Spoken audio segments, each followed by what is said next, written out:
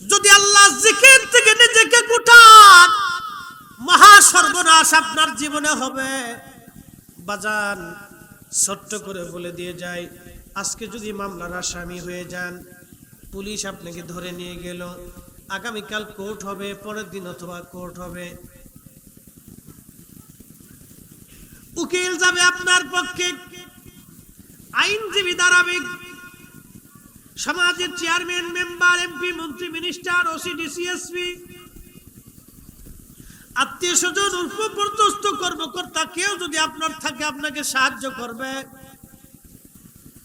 বাংলাদেশের ম্যাজিস্ট্রেট কোর্টে মামলায় যদি আপনি হারেন, আপনার জন্য জজ কোর্টের দরজা খোলা। জজ কোর্টে যদি মামলায় হারেন, হাইকোর্টের দরজা খোলা। হাইকোর্টে মামলায় হারলে সুপ্রিম কোর্টের দরজাগুলি আপনার জন্য খোলা। সুপ্রিম কোর্টে যদি মামলায় হারেন, রাষ্ট্রপতির দরজা খোলা হবে। কিন্তু কিয়ামতের মাঠে, কবরে জিন্দেগিতে আল্লাহর মামলায় যদি আপনি হেরে যান, আপনার জন্য সব দরজা বন্ধ, একটা মাত্র দরওয়াজা খোলা থাকবে, সেটা আল্লাহর হাবিবের সুপারিশের দরওয়াজা। কি কথা বলেন, ঠিক কিনা? কয় দরজা খোলা থাকবে? উম্মত যদি রাসূলুল্লাহ দরজা থেকে বিতাড়িত হয়, আল্লাহর হাবিবের দরজা থেকে যদি উম্মত বিতাড়িত হয়, উম্মতের আল্লাহর দরওয়াজা বন্ধ হয়ে যাবে। এজন্য আমরা সুন্নিরা নবী নবী নবী নবী নবী নবী করি, নবীর গান গাই, নবীর প্রেমের কথা বলি, নবী নবী নবী করি। ওরা আমাদেরকে বেদাতি বেদাতি বেদাতি বলে, কিয়ামত পর্যন্ত বেদাতি বলবে। আমরা সুন্নিরা নবীর কদমের গোলামি ছাড়ব না। হাত উঁচা করে বলেন ঠিক কিনা?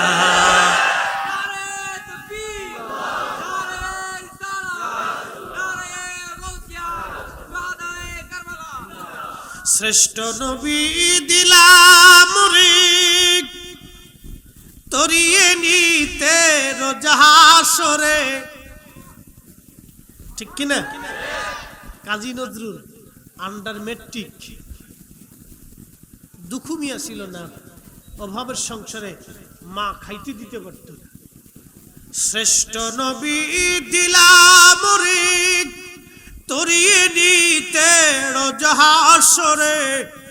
পথ না ভুলি তাই তো দিলে পাক কোরআনের বাণী। খোদা তোমার মেঘের বাণী। আল্লামা হাশিমি সাহেব মারা গেলেন, 3 দিন পর্যন্ত দাফন হয় না। কয়দিন? 3 দিন। হুজুর কেবল যে মারা গেলে দাফন হয় না কয়দিন? 3 দিন পরে দাফন হয়েছে না? শরীরে গন্ধ হয়েছিল, পচা লাগছিল। আল্লাহু আকবার জোরে বলেন তো। না হয় না, আরো জোরে, আরো জোরে। হুজুর কেবলা মারা গেলেন, ইন্তেকাল হলো 3 দিন পরে দাফন। শরীরে পচন লাগছিল, গন্ধ হয়েছিল। বিজ্ঞানের সূত্র কি জানেন? বিজ্ঞানের সূত্র, ওনার কিন্তু মেডিসিন লাগে নাই, ফ্রিজিং ফ্রিজিং ওই অ্যাম্বুলেন্সে ঢুকাইতে হয় না। ওনাকে দুনিয়ার বৈজ্ঞানিক পদ্ধতিতে রিফাইন করা হয় নাই। আর এশকে রাসূল, আল্লাহর ওলিরা আশিকে রাসূল মারা গেলে তাদের দেহ পচে না, মাটিতে খায় না, পোকায় ধরে না।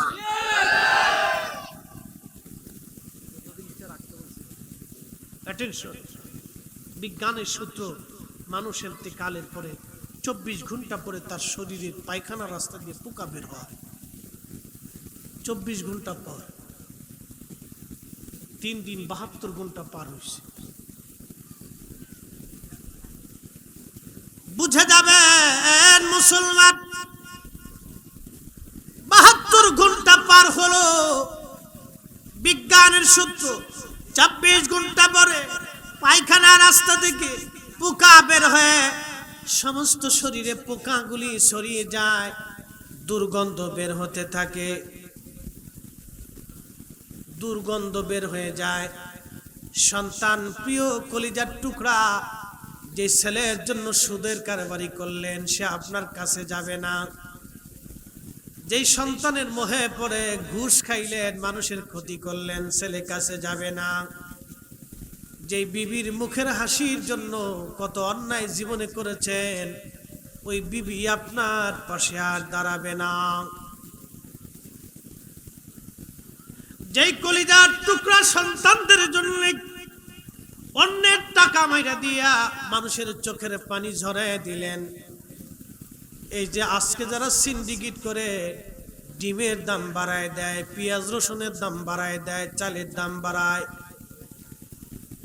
পণ্য সামগ্রীর দামগুলি আজকে যারা বাড়ায়, নিত্য পণ্যের দাম বাড়ায়, ওরা হলো আমার দেশের সবচেয়ে বড় চোর। কথা বলেন ঠিক কিনা? এই হাত উঁচু করে বলেন ঠিক কিনা? আরে জুতা চোরের চাইতে ওরা নিকৃষ্ট চোর। কথা বলেন ঠিক কিনা? ওরা চোরের ঘরের চোর। ওদের ভিতরে হাজী সাহেব আছে, কোটি কোটি টাকার মালিক, বিরাট বড় বাড়ি গাড়ির মালিক। প্রশ্ন করে জবাব দিবেন, কেউ যদি সুরের গোশত খাইয়া সে নামাজে দাঁড়ায়, আল্লাহর কসম মসজিদে নববীর মধ্যে যদি নামাজ পড়ে নামাজ হবে। কাবা শরীফের চত্বরে হেরেম শরীফের পাশে মাকাম ইব্রাহিমে নামাজ পড়লে নামাজ হবে। সুরের গোশত খাইয়া মাকাম ইব্রাহিমে দাঁড়ায়া নামাজ পড়লে নামাজ হবে না। নিত্য পণ্যের দাম বাড়াইয়া সিন্ডিকেট করিয়া দেশের কোটি কোটি মানুষের রক্ত চুষে যারা খায়, ওই বড় বড় ব্যবসায়িক যারা আমার দেশে সিন্ডিকেট করে আমার দেশের গরিব মানুষের টাকাগুলি যারা চুষিয়া চুষে নিয়ে চলে যায়, ওরা গরুর গোশত খাইয়া, খাসির গোশত খাইয়া, কাবা শরীফে যাইয়া বাইতুল মুকাররমে নামাজ পড়লেও কিয়ামত পর্যন্ত সিজদা দিলেও কবুল হবে না। কারণ ওই টাকার গরুর গোশত যেমন হারাম, শুয়োরের গোশত একই রকম হারাম। হাত উঁচু করে বলেন ঠিক কিনা? একই রকম হারাম, কোনো তফাৎ? কোনো তফাৎ। তো জিন্দেগিটাই বৃথা হয়ে গেল। 18 কোটি মানুষের মামলা কিয়ামতের মাঠে দাঁড়াবে। 18 কোটি মানুষের মামলা দাঁড়ায় বলবে, সিন্ডিকেট করে আমার টাকা পকেটে চুরি করছি, দিয়ে যা। 18 কোটি। হাদিসে নববীর ভিতরে পড়েছিলাম, আল্লাহ রাসূল উম্মতকে বলেন, উম্মত তোমরা জানো কিয়ামতের মাঠে কে ধনী হবে আর কে গরিব হবে? সাহাবায়ে কেরাম জবাব দিল, আল্লাহ ওয়া রাসূলুহু আলাম। আল্লাহ এবং আল্লাহর নবী ভালো জানে। মারহাবা কর। কে জানে?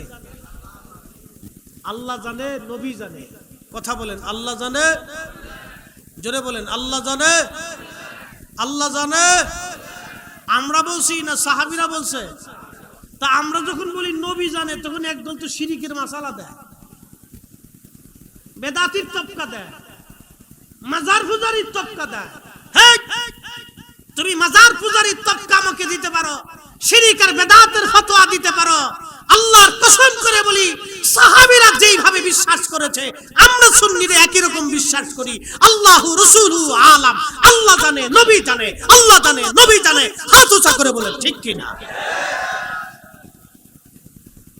সারা রাত দলিল দিতে কি জন্য আমি দলিল দিতে যাব? আমার এত দলিলের দরকার? বিনা দলিলে আল্লাহ এক। বিনা দলিলে আল্লাহ, বিনা দলিলে আল্লাহর পরে যিনি মহাজ্ঞানী তিনি নবী। বিনা দলিলে আল্লাহর পরে যিনি মহাজ্ঞানী তিনি নবী। আর দলিল লাগবে না। কি কথা কোন ঠিক কেন?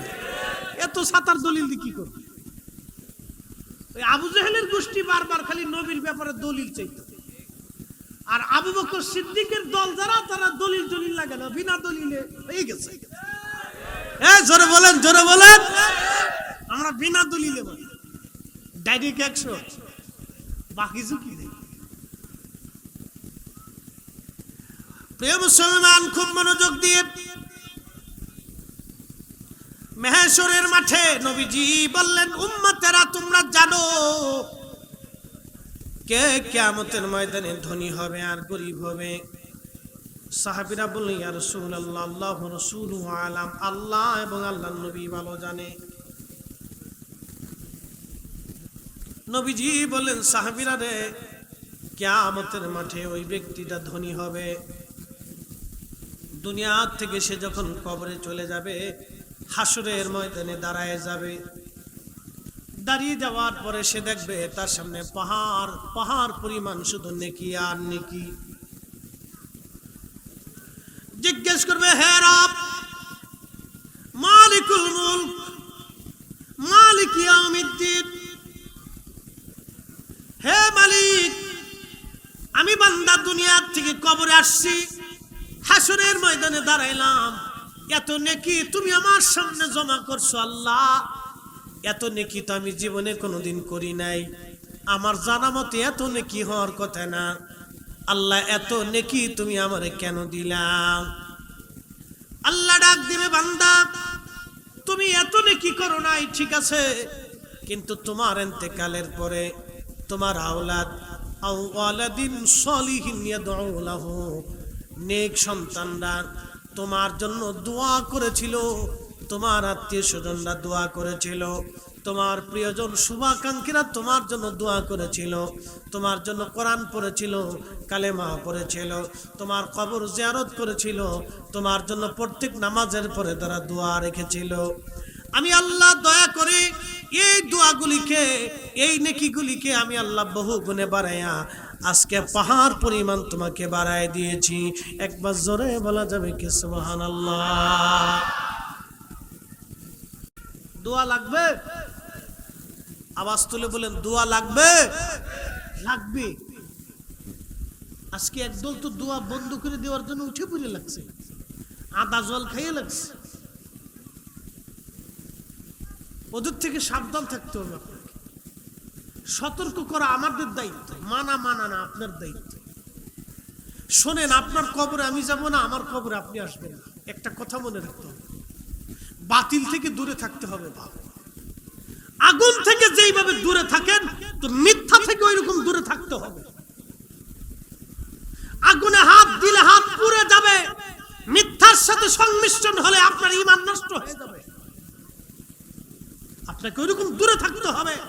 আগুন দেখলে যেমন দূরে থাকেন, গোখরা সাপ দেখলে যেরকম দূরে থাকেন, বাঘ হিংস্র প্রাণী থাকলে যেরকম দূরে থাকেন, ওইরকম আপনাকেও দূরে থাকতে হবে। কারেন্ট বিদ্যুৎ থেকে যেরকম আপনি দূরে থাকেন, নিরাপদ থাকেন, আপনাকে বাতিল মিথ্যা থেকে ওইরকম দূরে থাকতে হবে, অনেক দূরে থাকতে হবে। আপনাকে বেঁচে থাকতে হবে, আমি বাঁচাইতে পারবো না, নিজেকে বাঁচাইতে হবে, নিজেকে বাঁচাইতে হবে, নিজের ঈমান ও আমল বাতিল থেকে নিজেকে বাঁচাইতে হবে, নতুবা আখিরাতে কবরে আপনাকে পস্তাইতে হবে, আপনাকে পস্তাইতে হবে, নিজেকে বাঁচাইতে হবে। আপনাকে যদি বাঁচাইতে পারেন তো কপাল বুলন্দ নসিব, না বাঁচাইতে পারলে ওটা আপনার ইচ্ছা, এখানে আমাদের কোনো হাত নাই। বলা না বলার দায়িত্ব আমাদের। আল্লাহর নবী ডাক দিলেন, সাহাবীরা, কিয়ামতের মাঠে ওই লোকটা সবচেয়ে দরিদ্র হবে। কিয়ামতের মাঠে অনেক নেকি নিয়ে হাসরের ময়দানে উঠলো, কিন্তু তার এত পরিমাণে পাওনাদার আসবে। পাওনাদার আসার কারণে ফেরেশতারা বলবে, হে রব, আল্লাহর বান্দা, তোমার বান্দা অনেক নেকি নিয়ে আসছে, কিন্তু অনেক পাওনাদার, লাখে লাখে পাওনাদার তার পাওনার মামলা নিয়ে আসছে। আল্লাহ, এখন আমরা কি করব? আমার মালিক আল্লাহ বলবেন, তার নেকি থেকে পাওনাগুলি বুঝিয়ে দাও। নেকি থেকে পাওনা বুঝিয়ে দিতে দিতে দিতে দিতে দিতে দিতে এই লোকের নেকিগুলি শেষ হয়ে যাবে। ফেরেশতারা আবার যে বলবে, হে রব্বে করিম, লোকটার মামলা শেষ হয় নাই, কিন্তু পাওনাদার এখনো আছে, কিন্তু নেকি শেষ হয়ে গেছে। আল্লাহ রাব্বুল আলামিন বলবেন, পাওনাদারদের গুনাহগুলি তার আমলনামায় ছড়াইয়া দাও। এই জন্য সরকারি সম্পদ যারা চুরি করে খায়, জনগণের টাকা যারা চুরি করে খায়, হক যারা মেরে খায়, কিয়ামতের ময়দানে একজনের মামলা হবে না, 18 কোটি মানুষ মামলা করবে সেই দিন। কথা বলেন ঠিক কিনা? এই জন্য খলিফা ওমর খালি ডরাইতেন যে আমি কখনোই মহা দায়িত্ব থেকে নিজেকে নিষ্কৃতি দিব। হযরত উসমান থরথর করে কাঁপতেন। আবু বকর সিদ্দিক রাদিয়াল্লাহু আনহুর জীবনীর ভিতরে আসছে, ওনার বাড়িতে মেহমান আসছে, তো বাতি জ্বলতেছে, বাতির চেরাগ, তো চেরাগ জ্বলার পরে একটা চেরাগ উনি ফু দিয়ে নিভিয়ে দিয়ে আর একটা চেরাগ ধরাই। তো মেহমান জিজ্ঞেস করলেন, চেরাগ তো জ্বলতেই ছিল, একটা বন্ধ করে আর একটা জ্বলাইলেন, কারণটা কি? তো সিদ্দিক আকবর বললেন, ওই যেটা বন্ধ করেছি এটা হলো সরকারি চেরাগ, বাইতুল মাল থেকে প্রাপ্ত, খালি খেলাফতের কাজের জন্য এই চেরাগ আমাকে দেওয়া হয়েছে। আপনারা আমার বাড়ির পার্সোনাল মেহমান, পার্সোনাল মেহমানের জন্য তো সরকারি চেরাগ আমি ব্যবহার করতে পারি না, এই জন্য সরকারি চেরাগ নিভাই দিয়া বাইতুল মালের চেরাগ নিভাই দিয়া আমি আমার নিজের চেরাগ ধরাই দিলাম, যাতে কিয়ামতের মাঠে আল্লাহর কাছে জবাবদিহিতা করা না লাগে। একসাথে বলা যাবে আল্লাহু আকবার। ধুট হইছে না, আরো জোরে বলেন আল্লাহু আকবার। তিনি খলিফাতুল মুসলিমিন আবু বকর। এইজন্য রাসূল করিম বলতেন, ফাআলাইকুম বিসুন্নতি ওয়া সুন্নাতিল খুলাফায়ে রাশিদিন আল মাহদিন, তোমরা আমি রাসূলের সুন্নাহ মানবে, আমি নবীর পরে খুলাফায়ে রাশিদিনের সুন্নাহ মেনে চলবে। আল্লাহু আকবার, আল্লাহু আকবার। আমরা সেই উম্মত, আমরা সেই উম্মত মসজিদে জুতা চুরি করি, কি কথা কর না? আমরা সেই উম্মত মসজিদের জুতা চুরি করি, আমরা সেই উম্মত এই তাবারুকে এক টুকলার বাদ দিয়ে 6 টুকলা ধরে চিনতে করি, মনে কিছু নিয়ে না, আমরা সেটা উম্মত। বাবা মুসলমান খুব মনোযোগ দিয়ে শুনিয়া যান। হযরত আবু বকরের গল্প কি বললে যে আপনি বুঝবেন। আমার সমাজে যে যুবকরা নেশা করেন, নেশা যারা করেন, আমি তাদেরকে বলতেছি একটা ঘটনা শোনাই। ও যুবক, আপনি তো নেশা করেন, নেশায় আকৃষ্ট হয়ে গেছেন, আজ আপনাকে দুটি কথা শোনাই দিয়ে যাই। প্রত্যেকটা নেশাই হারাম। প্রত্যেকটা নেশা কি? জোরে বলেন, আরো জোরে বলেন। ওই হারাম যদি আপনার শরীরের রক্তের সাথে মিশে যায়, আপনার রক্ত নাপাক, আল্লাহর নবী বললেন হারামের রক্ত দিয়ে যে শরীর গঠিত হয়, ওই শরীর আল্লাহ জান্নাতে যাবে না, জান্নাতে যাবে না, জান্নাতে যাবে না, জান্নাতে যাবে না। যে হারাম দিয়ে শরীর গঠিত হয়, ওই শরীর কখনো জান্নাতে যাবে না। হযরত আবু বকর সিদ্দিক রাদিয়াল্লাহু আনহুর জামানায় ওনার একজন গোলাম ওনার জন্য প্রত্যেকদিন খাবার রেডি করে দিতেন। তো প্রত্যেকদিন গোলামকে জিজ্ঞেস করে, গোলাম খাবার কোথা থেকে আনছো? গোলাম বিভিন্ন কথা বলেন, সঠিক সঠিক তথ্য দিয়ে মনিবের জন্য খাবার এনে দেন। হযরত আবু বকর দেখলেন খাবারের মধ্যে কোনো ঝামেলা নাই, কিন্তু একদিন তিনি খাইতে বসেছেন। হযরত আবু বকর খাইতে বসার পরে গোলামকে বললেন, গোলাম তুমি আমার জন্য খাবার নিয়ে আসো। গোলাম খাবার নিয়ে আসে, কিন্তু ক্ষুধার তাড়নায় আবু বকর সিদ্দিক তিনি গোলামকে জিজ্ঞাসা করেন নাই, গোলামকে জিজ্ঞাসা করেন নাই তুমি খাবার কোথা থেকে আনছো। ক্ষুধার কারণে আবু বকর সিদ্দিক খাবার খেয়ে ফেললেন। খাবার খাওয়া শেষ হয়ে যাওয়ার পরে গোলামকে বললেন, গোলাম রে খাবার কোথা থেকে তুমি আনছো বলো। গোলাম ডাক দিয়ে বলেন, আমিরুল মুমিনিন খাবার আমি আনছি, আমি গণকের কাছ থেকে আপনার জন্য খাবার নিয়ে আসি। অমুক গণক। গণক বুঝেননি আপনারা? যারা গণনা করে, ভাগ্য গণনা করে, হাতের রাশি দেখে ভাগ্য গণনা করে, গণকের বাড়ি খাওয়া হারাম। কুত্তার বিষ্ঠা যেমন হারাম, গণকের বাড়ির খাবার খাওয়া এরকম হারাম। কুকুরের বিষ্ঠা বুঝছেন? কুকুর খাবার খাওয়ার পরে বমি করে যে খাবার ফেলে দেয়, এটিকে বলা হয় বিষ্ঠা। এই কুকুরের খাবার যেমন হারাম, গণকের বাড়ি খাবার খাওয়া এরকম হারাম। খালি ওয়াজ শুনে গেলে হবে না, মাসালা বুঝে দিতে হবে। হযরত আবু বকর সিদ্দিক রাদিয়াল্লাহু আনহু পেরেশান হয়ে গেলেন। গোলাম করলে কি? সর্বনাশ করে ফেললি তুই আমার। করলে কি আমার সর্বনাশ হয়ে গেল। এই খাবার হয় বমি করে ফেলে দিতে হবে, আর না হয় এই খাবার হজম হওয়ার আগে আমি আবু বকরকে মরে যেতে হবে। হয় খাবার বমি করে ফেলতে হবে, না হয় মরে যাওয়া লাগবে। হযরত আবু বকর আঙ্গুলগুলি গলার ভিতর দিয়ে মুখের মধ্য দিয়ে গলার মধ্যে ঢুকাই দিলেন। বমি করতে চেষ্টা করতেছিলেন, কিন্তু বমি আসে না। বারে বারে আবু বকর বমি করার জন্য চেষ্টা করে, কিন্তু বমি আসে না। সাহাবীরা বলে, আমিরুল মুমিনিন, আপনি তো মরে যাবেন, এইভাবে তো আপনি বাঁচবেন না। হযরত আবু বকর ডাক দিয়ে বলেন, সাহাবীরা রে, হয় আমাকে মরে যাওয়া লাগবে খাবার হজম হওয়ার আগে, আর নয় খাবার বমি করে ফেলে দেওয়া লাগবে। এই খাবার যদি আবু বকরের পেটে হজম হয়, আবু বকরের জিন্দেগি বরবাদ, আবু বকরের জীবন বরবাদ, আবু বকরের জীবন বরবাদ হয়ে যাবে। আল্লাহু আকবার, আল্লাহু আকবার। আল্লাহকে তারা কিভাবে ভয় করতেন।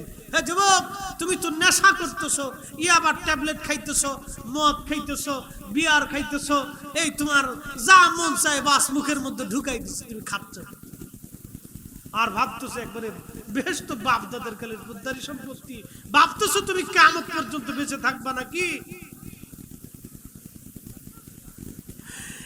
ইন্নামাল মুমিনুনা আল্লাযীনা ইযা যুকিরাল্লাহু ওয়াজিলাত কুলুবুহুম ওয়া ইযা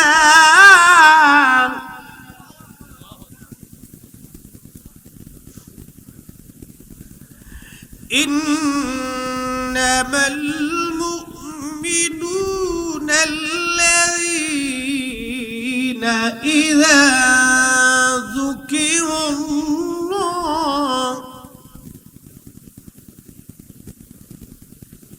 আল্লাহ কোরআনে বললেন নিশ্চয়ই তারাই মুমিন, তারা মুমিন যাদের স্মরণে আল্লাহর স্মরণ আসার সঙ্গে সঙ্গে তাদের অন্তর আল্লাহর ভয়ে থরথর থরথর করে কাঁপতে থাকে। হযরত আবু বকর ভয় হয়, আল্লাহ আমি আবু বকর হারাম খেয়ে ফেলে দিয়েছি, এখন যদি আমি মারা যাই আমি আবু বকরের জীবন বরবাদ। সাহাবীরা, আমি আবু বকর হয় মরে যেতে হবে, আর নয় খাবার বমি করে ফেলে দিতে হবে। গলার মধ্যে আঙ্গুল ঢুকি বারবার আবু বকর চেষ্টা করে। মারহাবা বলবেন না আরো জোরে বলবেন? মারহাবা। মুসলমান হলে আমাকে এরকম মুসলমান হতে হবে, কথা বলেন ঠিক কিনা? আপনি যেই পীরের মুরিদ হন, যেই দলের অনুসারী হন, মুসলমান হিসেবে, নবীর উম্মত হিসেবে, খুলাফায়ে রাশিদিন সাহাবায়ে আজমাইনের চরিত্র নিজেকে নিতে হবে।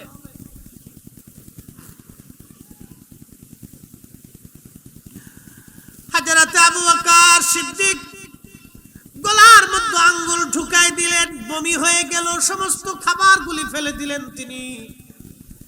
আবু বকর সিদ্দিক রাদিয়াল্লাহু আনহু শুকর করে, আল্লাহ আজকে একটা মহা বিপদ থেকে আমি বেঁচে গেলাম। যদি এই খাবার আমার পেটের মধ্যে হজম হয়ে যাইতো, তাহলে আবু বকরের জীবন নষ্ট হয়ে যাইতো, ধ্বংস হয়ে যাইতো।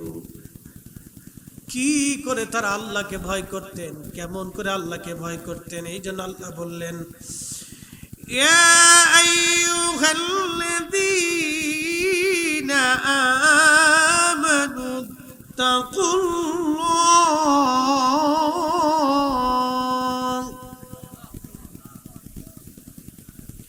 হে ঈমানদার, আমি আল্লাহকে ভয় করো। সাবরে যতটুকু আমরা ডরাই, আল্লাহকে ততটুকু আমরা ডরাই না। আল্লাহ বললেন আমাকে ভয় করো, হাক্কা তুকাতিহি, ভয় করার মতো তোমরা আমাকে ভয় করো। ওয়ালা তামুতুন্না ইল্লা ওয়া আনতুম মুসলিমুন, মুসলমান না হইয়া কবরে আইসো না, মুসলমান না হয়ে কবরে এসো না, মুসলমান না হয়ে কবরে আইসো না, মুসলমান হয়ে কবরে আসো। হাটহাজারির মুসলমান, মুসলমান হয়ে কবরে যাওয়া লাগবে। লা তামুতুন্না, কবরে আইসো না, মরণ যাতে তোমার না হয়, ইল্লা ওয়া আনতুম মুসলিমুন, মুসলমান না হয়ে কবরে এসো না, মুসলমান হয়ে কবরে আসো। মুসলমান মুসলমান মুসলমান মুসলমান হয়ে কবরে আসো মুসলমান। পৃথিবী বিখ্যাত একজন আল্লাহর ওলি, তার নাম মুহাম্মদ ইবনে সুলাইমান জাসুলি। ওই বর্তমান মরক্কোর বারবার নামক এলাকায় ওনার গোরস্থান, মরক্কো দেশে কবরস্থান। মুহাম্মদ ইবনে সুলাইমান জাসুলির ইন্তেকালের 70 বছর পরে উনার কবর থেকে উনাকে সরানোর জন্য, উনার দেশে নিয়ে যাওয়ার জন্য যখন মাটি সরানো হলো, ইমাম মুহাম্মদ ইবনে সুলাইমান জাসুলি নবীর আশিক রাসূল ছিলেন। ইশকে রাসূল নিয়ে সারা জীবন কেঁদে কেঁদে গেছেন মুহাম্মদ ইবনে সুলাইমান জাসুলি। 70 বছর পরে যখন কবরের মাটি সরানো হলো, 70 বছর পরে দেখা যায় ওনার কবর মাটি তখনও কবরে ওনাকে পৌঁছায় নাই, ওনার কাফনের কাপড় নষ্ট হয় নাই, ওনার ব্লাড সার্কুলেশন বন্ধ হয় নাই, ওনার একটা পশম পর্যন্ত খসে যায় নাই, ওনার ত্বকের লাবণ্যতা নষ্ট হয় নাই, চেহারার সৌন্দর্য নষ্ট হয় নাই। একসাথে জোরে বলা যাবে কি ইয়া রাসূলুল্লাহ। কত বছর? কত বছর? 70 বছর পরে কবর থেকে উঠানো হয়েছিল, 70 বছর। কিন্তু বিজ্ঞান বলে 24 দিন পরে পোকা বের হয়, 24 ঘন্টা পরে। 17 দিনের মাথায় সমস্ত পেট ফেটে বিস্মার হয়ে যায়। 2 মাসের মধ্যে সমস্ত শরীরের গোশতগুলি মাটির সাথে মিশে যায়। 1 বছরের মধ্যে হাড্ডিগুলি পর্যন্ত পচে যায়। অহংকার, পয়সার গরব, রক্তের গরব, ক্ষমতার গরব, সম্পদের গরব, এগুলি 1 বছরের ভিতরে বিস্মার হয়ে গেল। জমিদার বাড়ি দেখেন নাই? বিরাট বড় বড় জমিদার ছিল, আজকে তাদের বাড়িতে চামচিকে বসবাস করে, শিয়াল কুত্তা বসবাস করে, সাপ বিচ্ছু বসবাস করে। ওই জমিদাররা একসময় মানুষদেরকে অত্যাচার করত, যাদের অত্যাচারে তাদের জমিন ভারী হতো, তাদের আত্মচিৎকারে তাদের প্রাসাদ ভারী হতো। আজকে জমিদারদের অস্তিত্ব বাংলাদেশে নাই, পৃথিবীতে নাই, কিন্তু আল্লাহর রাজত্ব এখনো আছে, আগামীতেও চলবে। কথা বলেন ঠিক না বেঠিক? এটা বুঝে মাহফিল থেকে যাবে। ওয়াজ শুধু শুনে বাড়ি চলে যাওয়ার নাম না, ওয়াজ কিন্তু কোনো বিনোদন না, এটা শিখে যাওয়ার জায়গা। সেই দিনে নির্যাতনকারীরা কোথায়? জালিমরা কোথায়? পয়সার অহংকারীরা কোথায়? গোরস্থানে চলে যাবেন, জিজ্ঞেস করবেন, হে পয়সার অহংকারীরা, ক্ষমতার অহংকারীরা, সৌন্দর্যের অহংকারীরা, জ্ঞানের অহংকারীরা, সম্পদের অহংকারীরা, রিজিকের অহংকারীরা, তোমরা আজকে কোথায়? কবরে তোমাদের অস্তিত্ব কোথায়? দেখাও তোমাদের ক্ষমতা। জিজ্ঞেস করবেন গোরস্থানে দাঁড়াইয়া। সব সমান আর মিশ্র। হাজার কোটি টাকার মালিকের জন্য যে মাটি, একজন ভিখারির জন্য একই মাটি। লক্ষ কোটি টাকার মালিকের জন্য যে মাটি, একজন মিসকিনের জন্য একই মাটি। ঢাকার বাংলাদেশের সবচেয়ে বড় ধনীর জন্য 3.5 হাত বরাদ্দ, আল্লাহি বিল্লাহি তাল্লাহি সবচেয়ে মিসকিনের জন্য 3.5 হাত বরাদ্দ। এর বেশিও হবে না, কমও হবে না। বাপ, কথা বলেন ঠিক? বুঝে যাবে। কখনোই যাতে অহংকারটা অন্তরে না আসে, সর্বনাশ হয়ে যায়। কষ্ট হচ্ছে কি আপনাদের? যুবক, আপনাকে বলতেছি, রক্তের গরমে অনেক সময় ওর হুঁশ থাকে না, ক্ষমতার গরমে অনেক সময় সে বেহুশ হয়ে যায়। ফেরাউনকে আল্লাহ ক্ষমতা দিয়েছিল, পানির মধ্যে চুবিয়ে চুবিয়ে মেরেছে। যুবক শুনে যাও, নমরুদকে আল্লাহ পৃথিবীর বাদশাহী বানিয়েছে, তোমাকে কি দিয়েছে আল্লাহ? ছাতা কিচ্ছু দেয়। পৃথিবীর বাচ্চা, পৃথিবীর এমন কোন ইঞ্চি মাটি নাই যে ইঞ্চির মাটির বাচ্চাহীন নমরুদকে আল্লাহ না করেছিল। 400 বছর পর্যন্ত আল্লাহ তাকে জুতা দিয়ে পিটিয়েছে। একসাথে আল্লাহু আকবার জোরে বলবেন না? হয় নাই, আরো জোরে বলেন, আরো জোরে হাত উঁচা করে বলেন। সে আল্লাহ আসেনি, আছে, সে আল্লাহ আছে, এখনো আছে।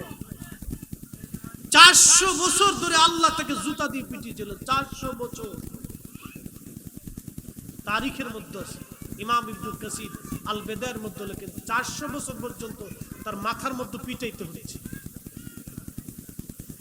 একটা মশা ঢুকাই দিয়েছে আল্লাহ। 400 বছরে মশা বের করেনি।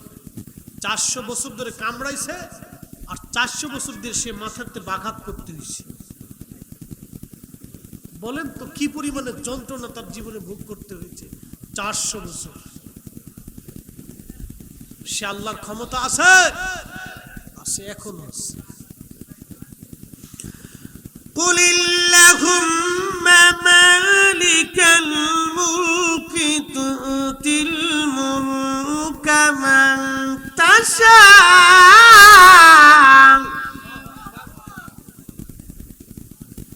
কোরআন কার বাণী? যদি বলতে হবে কোরআন কার বাণী? আল্লাহর বাণী। قل اللهم مالك الملك تؤتي الملك من تشاء। ও নবী, আপনি আমার বান্দাদেরকে বলেন আমি মালিক, আমি আল্লাহ, সমস্ত রাজত্বের মালিক। আমি যাকে খুশি তাকে রাজত্ব দেই, যার কাছ থেকে খুশি আমি আল্লাহ রাজত্ব ছিনাই নেই। মালিককে আল্লাহ। প্রিয় হাটহাজারীর মুসলমান, 400 বছর ধরে আমার মালিক আল্লাহ নমরুদকে 400 বছর ধরে জুতা দিয়ে পিটাইলেন।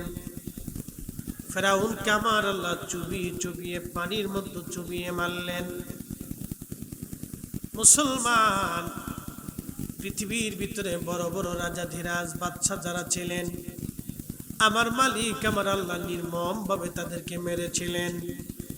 চেঙ্গিস খান নিজের ক্ষমতা টিকানোর জন্য 2 কোটি মানুষের জীবন কেড়ে নিয়েছে।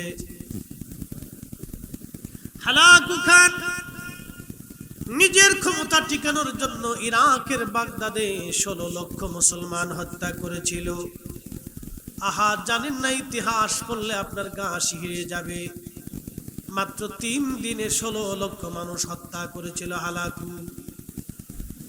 আহা, মানুষের আর্তচিৎকারে ইরাকের জমিন সেদিন ভারী হয়েছিল। 1 মাস পর্যন্ত টাইগ্রিস নদীর পানি রক্তে রঞ্জিত হয়েছিল। আজ সালাতুন ইয়া রাসূলুল্লাহ আলাইকুম, সালাতুন ইয়া রাসূলুল্লাহ আলাইকুম সালাম। লা ইলাহা, জোরে লা ইলাহা, ও লা ইলাহা, ও লা ইলাহা, হাসবি রব্বি জাল্লাল্লাহ মা ফি কলবি গায়। আহা নূর মুহাম্মদ, বলি নূর মুহাম্মদ, পড়ি লা ইলাহা ইল্লাল্লাহ, লা ইলাহা, ও লা ইলাহা। হালাকু খান 16 লক্ষ মুসলমান মেরেছিল। 1 মাস পর্যন্ত দগলা নদীর পানি রক্তে রঞ্জিত ছিল। হালাকু ভেবেছিল পৃথিবী থেকে মুসলমান নিশ্চিহ্ন করে দিব। না না, মুসলমান নিশ্চিহ্ন করতে পারে নাই। আজ হালাকু নাই, চেঙ্গিস নাই, আজ বক্তে নসর, নমরুদ আর ফেরাউন দুনিয়াতে নাই। কিন্তু আল্লাহর রাজত্ব তখনও ছিল, আল্লাহর রাজত্ব এখনো আছে, আল্লাহর রাজত্ব আগামী দিনেও চলবে। যুবক আপনাকে বলতেছি, যদি আল্লাহর রাজত্ব মেনে চলেন বন্ধু, দুনিয়া অল্প সময়ের জন্য আমরা আসছি। এ যুবক বন্ধু ফিরে আসেন। কত যুবকের কবর গোরস্থানের মধ্যে কত যুবক ঘুমায়, যা গোরস্থানে জিজ্ঞেস করেন, হ্যাঁ যুবকেরা তোমাদের খবর কি? ওরা বলবে, বন্ধু আমরা চলে আসছি আল্লাহর আদালতে। ইন্না লিল্লাহি ওয়া ইন্না ইলাইহি রাজিউন। আমরা আল্লাহর জন্য ফিরে চলে যাব আল্লাহর কাছে।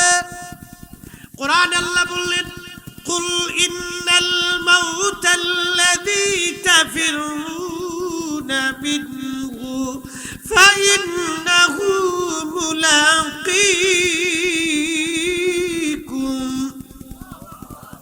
হুজুর আপনি বলে দেন, ও আমার বান্দা, ও আমার বান্দা, তুমি শুনিয়া রাখো, সপ্তম আসমান বলো, সপ্তম জমিন বলো, যেখানে লুকাও না কেন, মুলাকীকুম, মরণ তোমার সঙ্গে মোলাকাত করবে, মালাকুল মউত তোমার সঙ্গে দেখা করবে। এরপরে আল্লাহ বলতেছেন, সুম্মা তুরাদ্দুনা ইলা আলিমিল গায়বি ওয়াশ শাহাদাত। আল্লাহ বলেন, তুমি আমি মালিকের কাছে আসবে, তোমার প্রকাশ্য প্রকাশ্য, গোপন আর ওপেন সব কিছু আমি আল্লাহ তোমাকে দেখায় দিব। ফাউনাব্বিউকুম বিমা কুনতুম তা'মালুন। তুমি জীবনে যা করেছো আমি আল্লাহর সব খবর তোমাকে বাতলাই দিব, তোমার জীবনের সব কথাগুলি আমি আল্লাহ তোমাকে জানাই দিব। যুবক বন্ধু আপনাকে বলছি, পালানোর কোনো রাস্তা নাই, মরণের কোনো গ্যারান্টি নাই। কে যুবক মারা যাবে বলা যাবে না, কে বৃদ্ধ মারা যাবে বলা যাবে না।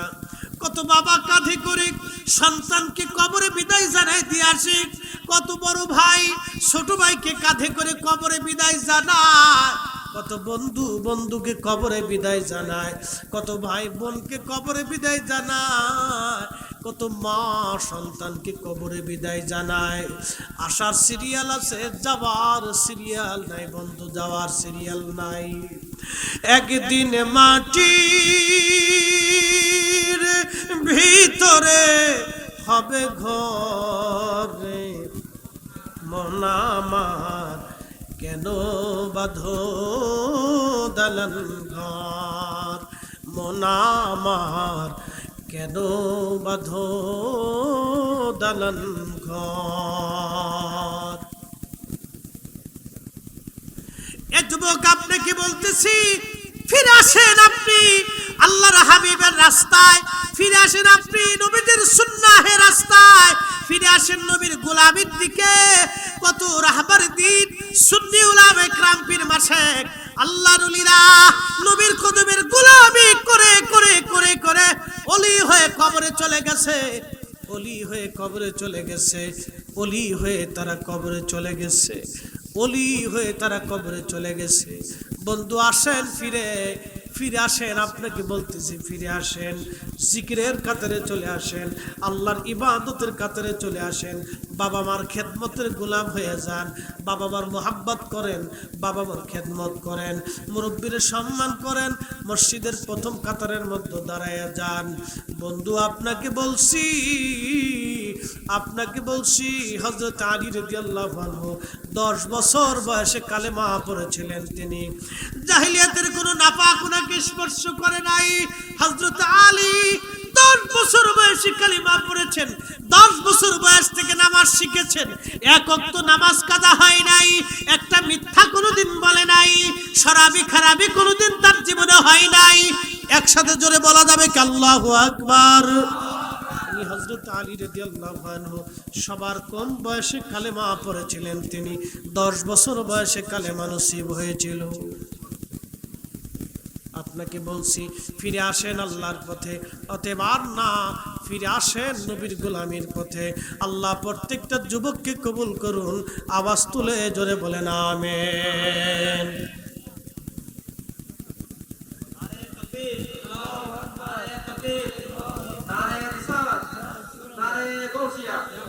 সালাতুন ইয়া রাসূলুল্লাহ সালামুন ইয়া হাবিবাল সালাতুন ইয়া রাসূলুল্লাহ।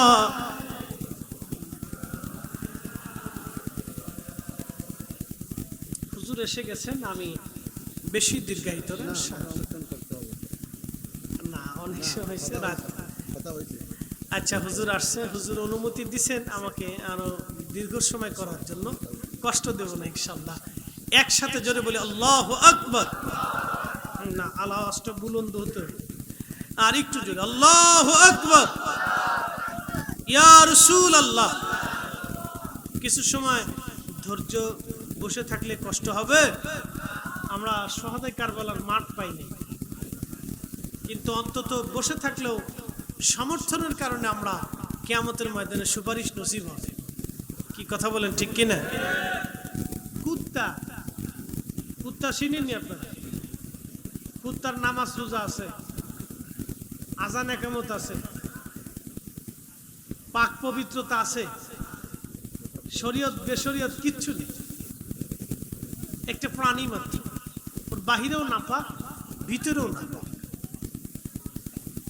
আল্লাহর ওলিরে ভালোবাসে কুকুর কিতমির যদি আল্লাহর বেহেশতি হতে পারে, তাহলে মানুষ হইয়া আমরা ওলি ভালোবাসে আল্লাহর জান্নাত পাইতে পারি। কি কথা বলেন, জোরে বলেন।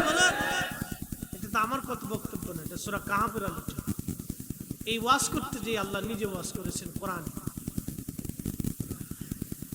أم حسبت أن أصحاب الكهف والرقيم كانوا من آياتنا عجبا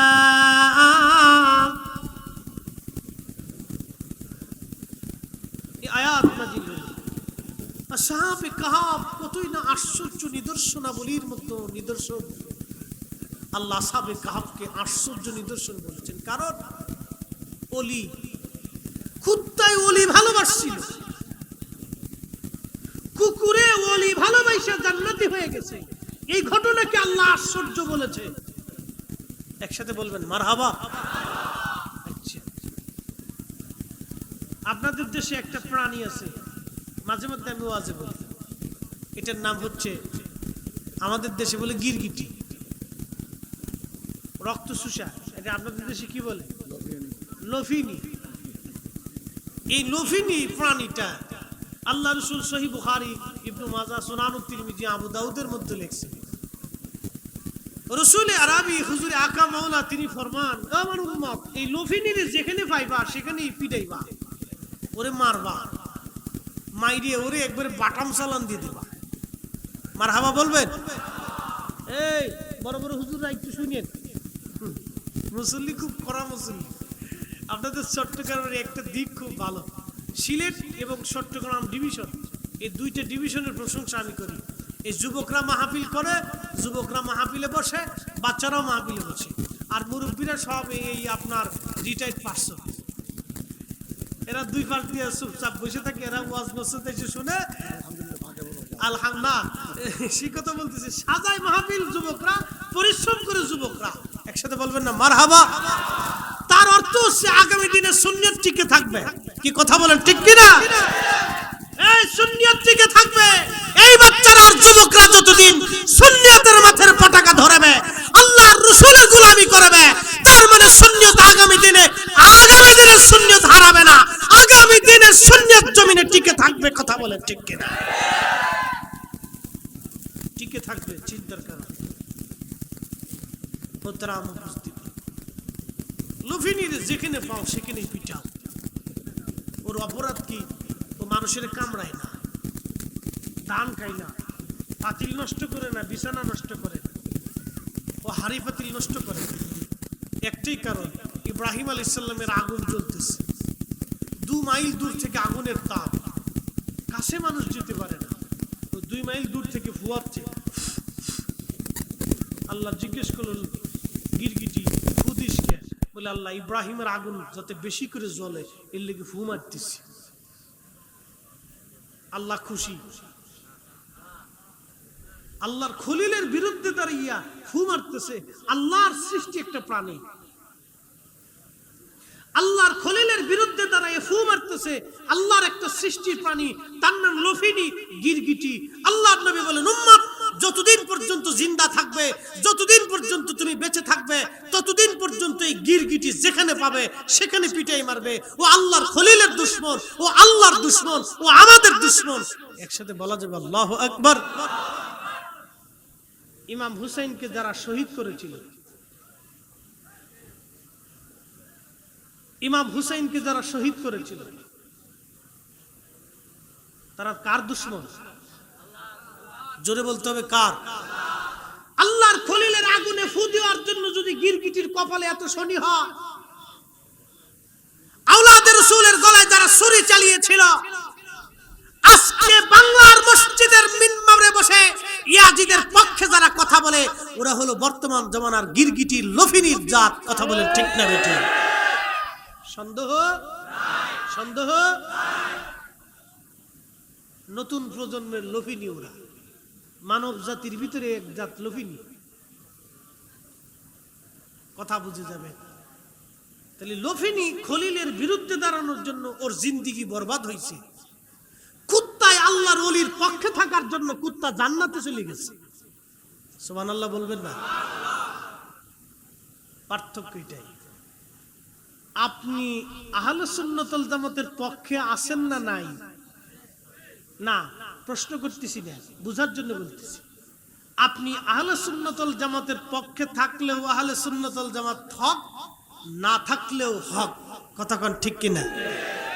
কোটি কোটি মানুষ কারো জানাজাতে আসলেই যে সে একবার বিরাট ওলি হয়ে গেছে তা কিন্তু না। এই কথা বলেন না কেন? কোটি কোটি মানুষ তার ওয়াজ শুনে একবারে ভক্ত হয়ে গেলে যে সে হক্কানি হয়ে গেল তা কিন্তু না। হক হওয়ার জন্য শর্ত হলো ঈমান, আকীদা, রাসূলুল্লাহর গোলামি। যে নবীর গোলামি করেছে, নবীর গোলাম হয়েছে, সেই অরিজিনাল। কথা বলে ঠিক না বেটে?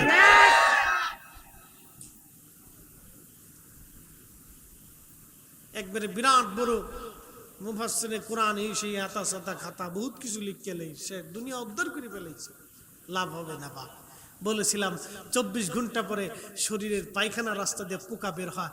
আল্লামা হাশিমি হুজুর ইন্তেকালের 3 দিন পরেও শরীর থেকে গন্ধ বের হয় নাই। একসাথে বলা যাবে না মারহাবা?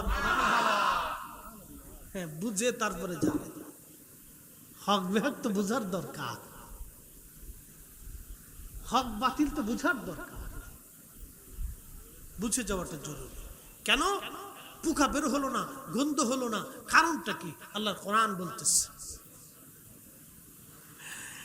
ইয়া আইয়াতুহান নাফসুল মুতমাইন্না তুরজিই ইলা রাব্বিকি রাদিয়াতাম মারদিয়া।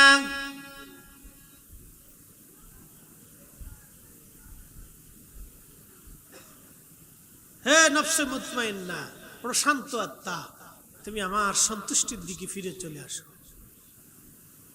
প্রশান্ত আত্মা, যে আত্মা রাসূলের গোলামি করে গেছে, যে আত্মা আল্লাহর গোলামি করে গেছে, যে আত্মা আল্লাহর আইন মেনে গেছে, যে আত্মা রাসূলুল্লাহর জন্য সারা জীবন গোলামি করে গেছে, নবীর পদাঙ্ক অনুসরণ করে গেছে, হুজুরের গোলামি করতে করতে জীবনটাকে মিসমার করে দিয়েছে। আল্লাহ বলতেছেন, হে প্রশান্ত আত্মা, তুমি আমি আল্লাহর প্রশান্তির দিকে, তুমি আমি আল্লাহর সন্তুষ্টির দিকে তুমি ফিরে চলে আসো। তুরজিই ইলা রাব্বিকি রাদিয়াতাম মারদিয়া ফাদখুলি ফি ইবাদি ওয়াদখুলি জান্নাতি, তুমি জান্নাতে ঢুকে যাও। এজন্য দুনিয়া থেকে আল্লাহ নিদর্শন দেখায় দিয়ে দেয়। একসাথে বলা যাবে না মারহাবা? ইমাম হুসাইন রাদিয়াল্লাহু আনহু শের কাটা হলো। অ্যাটেনশন, আমার দিকে তাকা, হক বেহক বুঝে যাবে। ইমাম হুসাইন রাদিয়াল্লাহু আনহুর গর্দান মোবারক কাটা হলো। কাটা হয়েছিল কুফাতে 10ই মুহররমের দিন। ও দিন পার হলো, কুফা আনা হলো, কারবালার থেকে কুফা আনা হলো, কুফার থেকে সিরিয়া নেওয়া হলো। সিরিয়া নিয়ে যাওয়ার পরেও 40 দিন ইয়াজিদ তার নিজের ঘরের মধ্যে রাখলো। 40 দিন পর্যন্ত সারা দামেস্ক এলাকা দিয়ে এই আনন্দ মিছিল করলো। বর্ষার আগায় বিধাইয়া সারা এলাকা ঝুলাইতে লাগলো, আনন্দ করতে লাগলো, প্রদর্শনী করতে লাগলো। এরকম মাসের পর মাস চলে গেল, দিনের পর দিন চলে গেল। কথা ছিল ইমাম হুসাইনের মস্তক পচে যাবে, শরীর থেকে গন্ধ বের হবে, কিন্তু আওলাদ রাসূলের মস্তক থেকে গন্ধ আসে নাই, জান্নাতের ঘিরান তখনও আসতেছে। ধাত হইছে না। আরো জোরে বলেন আল্লাহু আকবার। হক বেহক তো বুঝে যেতে হবে আপনাকে, হক বেহক বুঝে যেতে হবে আপনাকে। তখনও শরীর মুবারক জিসম আপনার কি মস্তক মুবারক থেকে তখনও সুঘ্রাণ আসতেছিল, তখনও ঠোঁট কাঁচা, তখনও চুল জিন্দা, তখনও চোখ জিন্দা, তখনও ত্বক জিন্দা। সুবহানাল্লাহ, আল্লাহু আকবার। তখনও তার ত্বক জিন্দা, ঠোঁট জিন্দা। কি করে হতে পারে এটা? কিন্তু তাই হয়েছে। মোহতারাম উপস্থিতি, এই জন্য আপনাদেরকে পক্ষে থাকতে হবে। একটা কথা বলে যে পক্ষে থাকতে হবে। আপনি আওলাদ রাসূলের পক্ষে থাকলেও তিনি সাইয়্যিদুশ শাবাবি আহলিল জান্নাহ, না থাকলেও তিনি ফাতিমার কলিজার টুকরা, রাসূল করিমের কলিজার টুকরা, থাকলেও তিনি রাসূল করিমের কলিজার টুকরা। আপনি দোয়া করলেও তাদের কিচ্ছু হয় না, না করলেও তাদের কোনো লস হয় না। আল্লাহর ওলিদের পক্ষে আমি ফরিদি সাহেব থাকলেও ওনার কোনো লাভ নাই, না থাকলেও এই শাহজালাল রহমতুল্লাহের কোনো লস নাই। আমরা থাকলে আমাদের লাভ। আমরা কিতমির, আমরা কুকুরের মতো আল্লাহর ওলিদেরকে ভালোবাসতে চাই, নবীর কদমের গোলাম হতে চাই। কথা বলেন ঠিক কিনা? যে কিতমির গোলামি কইরা জান্নাত নিয়ে গেছে।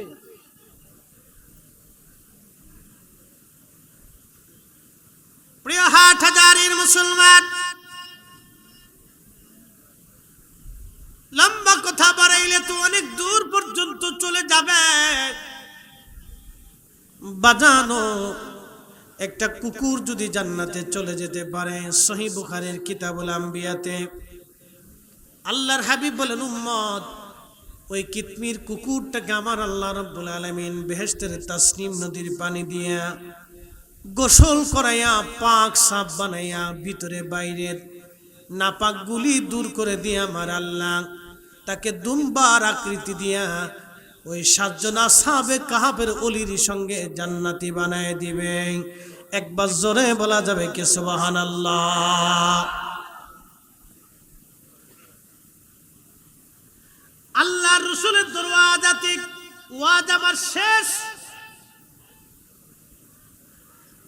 নবীর পক্ষে থাকলে লাভ কি? যুবক আপনাকে বলছি, নবীজি খুতবা দিতেন প্রত্যেক জুমায়। খুতবা দেওয়ার সময় একটা মরা কাঠের সঙ্গে হেলান দিয়ে খুতবা দিতেন। উস্তুনে হান্নানা, খেজুর গাছের একটা শুকনা কাঠ। পরের জুমায় সাহাবীরা বলল, হুজুর মিম্বার বানাই দেই, কতদিন আর কষ্ট করবেন আপনি? নবীজি বলেন, বানাও। বাইতুল মালে তো অর্থ জমা হলো, সম্পদ হয়েছে, তাহলে বানাও। মিম্বার তৈরি করা হলো। নতুন মিম্বরে দাঁড়ায়া বসে নবী খুতবা শুরু করলেন। পিছন দিক থেকে কান্নার আওয়াজ আসে, মানুষের মতো ডুকরিয়ে ডুকরিয়ে কান্নার আওয়াজ। কে কান্না করে রে? মসজিদে নববীর মধ্যে সাহাবীরা একজন আর একজনের চেহারার দিকে তাকায়। কে কান্না করে আজ? কে কান্না করে রে? একজন আর একজনের চেহারার দিকে তাকায়, দেখলো না, কেউ কান্না করে না। নবীজি খুতবা বন্ধ করলেন। খুতবা বন্ধ করে পিছনের দিক তাকায়, দেখে মরা কাঠ উস্তুনে হান্নানা জিন্দা হয়ে ডুকরিয়ে ডুকরিয়ে মানুষের মতো কাঁদতেছে। একবার জোরে বলা যাবে কি সুবহানাল্লাহ? প্রিয় নবীজি বুকের মধ্যে জড়িয়ে ধরলেন উস্তুনে হান্নানাকে, বুকের মধ্যে জড়িয়ে ধরে আদর করতে লাগলেন। ও উস্তুনে হান্নানা, কাঁদো কেন তুমি? উস্তুনে হান্নানার জবান খুলে গেল, ইয়া রাসূলুল্লাহ, আমি মরা কাঠ জিন্দা হয়েছি, আপনার নবীর বিরহ বেদনা সহ্য করতে পারতেছি না ইয়া রাসূলুল্লাহ। নবী গো, বিরহ বেদনা সহ্য করতে না পেরে আমি কাঁদতেছি। কিসের বিরহ তোমার? বলে হুজুর, এতদিন আপনি আমার সঙ্গে হেলান দিয়ে খুতবা দিতেন, আজ নতুন মিম্বর আনা হইল। আমি বুঝতে পারছি রহমতের নবী আর কোনোদিন আমার সঙ্গে ঠেস লাগাবে না, হেলান দিবে না। আমি উস্তুরে হান্নানা বিরহ বেদনা সহ্য করতে না পেরে কাঁদি। নবী গো, আমার জীবন বড় বরবাদ, রহমতের নবীর ছোঁয়া আর আমার জীবনে লাগবে না। একটা মরা কাঠ নবীর বিরহ বেদনা সহ্য করতে না পেরে তাজা হয়ে গেল। অ্যাটেনশন, শুধু তাজাই হয় নাই, এই মরা কাঠের বিবেক তৈরি হয়ে গেল। শুধু বিবেক তৈরি হয় নাই, তার আবেগ তৈরি হয়ে গেল। শুধু আবেগ তৈরি হয় নাই, আল্লাহ রাব্বুল আলামিন তার জবান খুলে দিল। শুধু জবান খুলে দেয় নাই, সে রসুলের কাছ থেকে সুপারিশ চেয়ে নিল। আল্লাহর নবী বলেন, তোমার কি কান্না বন্ধ হবে না? উস্তুনে হান্নানা বলেন, ইয়া রাসূলুল্লাহ, কান্না বন্ধ হবে, তবে আপনি দয়া করে বলেন কিয়ামতের মাঠ, কঠিন হাসরের মাঠে নবী গো, আপনি আমাকে ছাড়া জান্নাতে যাবেন না। একবার জোরে বলা যাবে কি সুবহানাল্লাহ? অ্যাটেনশন, উস্তুনে হান্নানা একটা খেজুর গাছের মরা কাঠ, শুকনা কাঠ।